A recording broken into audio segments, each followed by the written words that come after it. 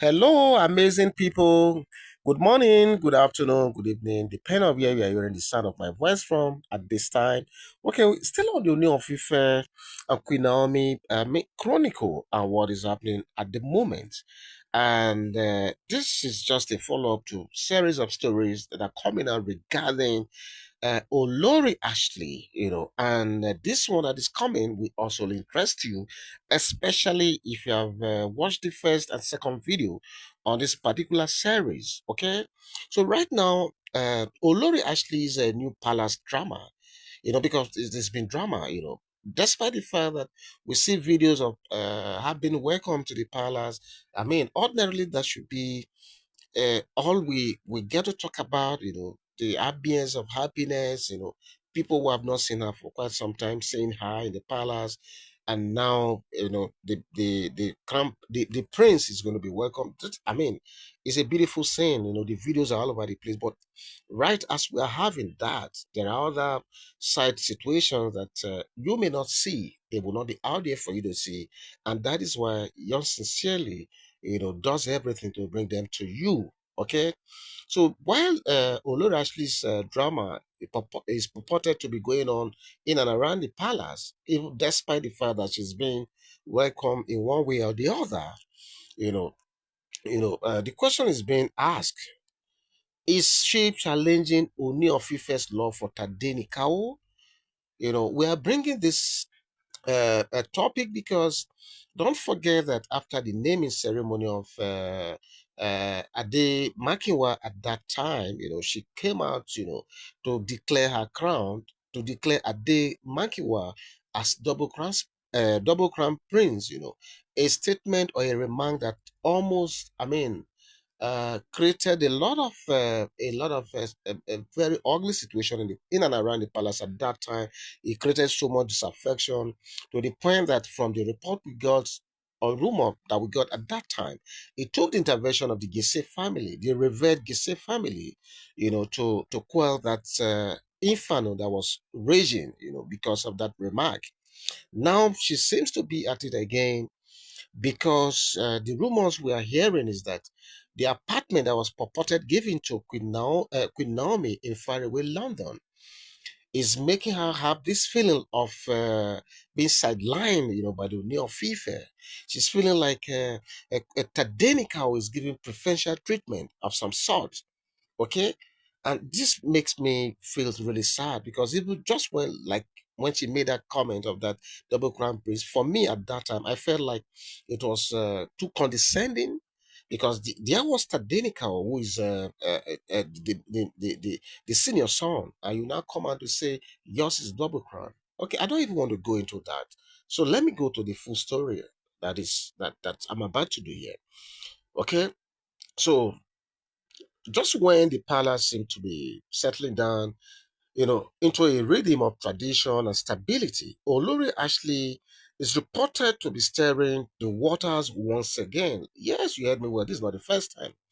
In a move reminiscent of her infamous double crown prince debacle, she's rumored to be questioning why Ooni of Ife appears to prioritize Prince Tadenikawo, the son of Queen Naomi, over her own son, Prince Ade Makinwa.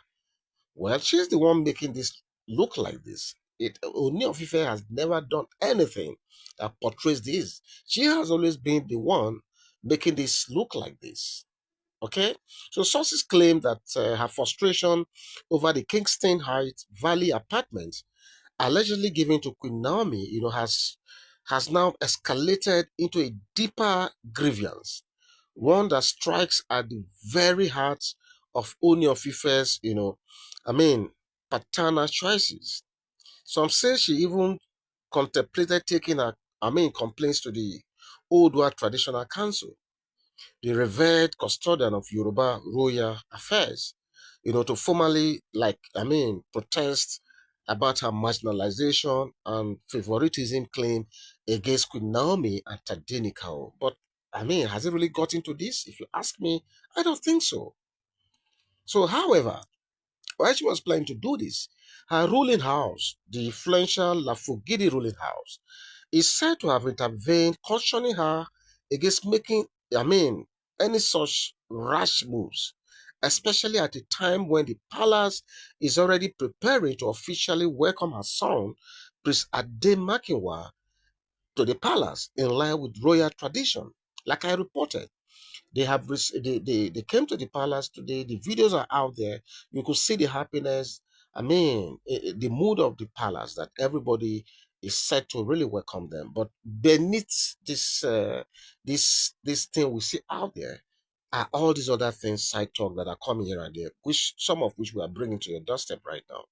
So let us try and understand this palace tradition that we are talking about, because it's like a double-edged sword for Oloris.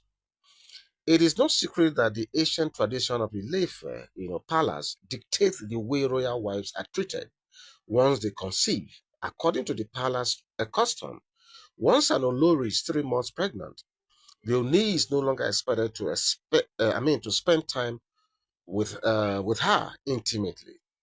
After giving birth, she's not allowed into the palace until the child undergoes the mandatory royal welcoming rituals. This, I'm sure, you guys already know, because this is not just happening today.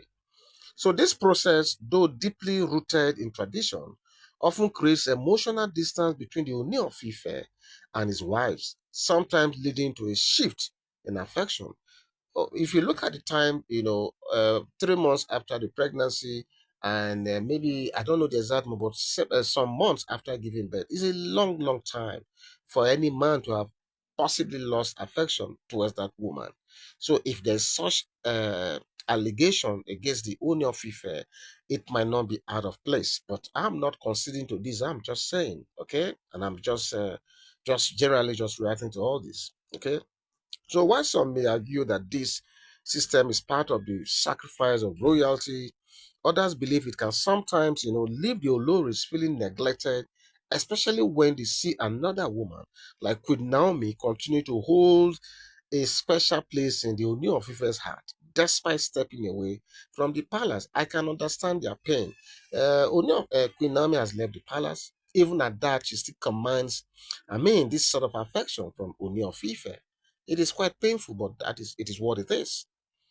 So is Olori actually creating unnecessary tension again? Don't forget, this is not the first time we see things like this. This is not the first time Olori Ashley has been at the center of a controversial palace dispute. Many still recall the double crown prince saga. Yes, she nearly sparked a royal crisis, by calling her son Ademakinwa the double crown prince. Okay, so a move that was seen as a direct challenge to the authority of Tadenikawo, the son of Queen Naomi. That incident almost led to the banishment of Olori Ashley, as it was rumored and reported at that time. So now, with this new controversy, many are wondering, is this another case of misplaced aggression? Does Olori Ashley truly feel sidelined? Or is this just an attempt to assert maybe her place in the royal hierarchy? You never can tell. So could this be another power move, or simply a mother's frustration at the dynamics of palace politics and traditions? Whatever the case may be, one thing is certain. The next few days, will be very, very critical in determining how the Ooni of Ife handles this latest tension that is brewing in the palace. So while he reaffirms, okay, let me ask now. So will he reaffirm his bond with Queen Naomi and Prince Tadenikawo, solidifying their place in his life? Or will the palace, I mean, will Ooni of Ife pacify Olori Ashley, ensuring that she feels valued, while keeping, the palace from descending into another round of a rivalry? I'm sure the Union of Ife doesn't want to, bring about any situation that will bring back those sort of very ugly rivalries that have always, reared their ugly heads in the palace. So for now, are all, all eyes are on ground welcoming. All eyes are let me say everyone at the palace right now, from what we see in the social media, everyone in and around the palace, I mean, abusing, washing out for the grand, welcoming ceremony of Prince Tadenikawo. I mean, the moment that could either heal the cracks or deepen the divide. So what will happen next? I really don't know, but I believe time will tell. So I think for me, if I'm to advise Olori Ashley, I would say right now that the palace and everyone around the palace is preparing to give a grand welcoming to the son, Prince Ademakinwa. I want to advise that she should focus her energy solely on that ceremony or that exercise so that the ceremony will be very successful. Once that is done, I think every other thing is not in our hands because Ooni of Ife remains the Onirisha. He remains the spiritual father of all Yoruba, the entire Yoruba race worldwide. So no man can dictate to him the decision he should take. So if in his wisdom he has decided that Queen Naomi deserves to have the Kingston apartment in London, so be it. After all, she's said to have she's said to have her own apartment. She's said to have a restaurant. She's said to be to have an accounting firm that she manages or partners with someone. I don't know, but she's got her own money. So what is it that she's not putting all her eyes in the apartment, purportedly given, freely given by our dear KBC? I think this is a misplaced priority for her at this time. Put all your energy, have a successful welcoming ceremony because that is what should be important to her right now. So this is the story that is coming out at this time, and I've decided to bring it to your doorstep. So should you have any comment to make on this, please go to the comment section and leave your comment. I'm going to meet you right there, okay? But finally, please don't forget that this story is still within the realm of speculation, rumors, permutations, or whatever you want to call it at this time that is already making it rounds in the social media and must not or should not be taken as 100% fact. God bless you. I'll be with you soon. Bye bye.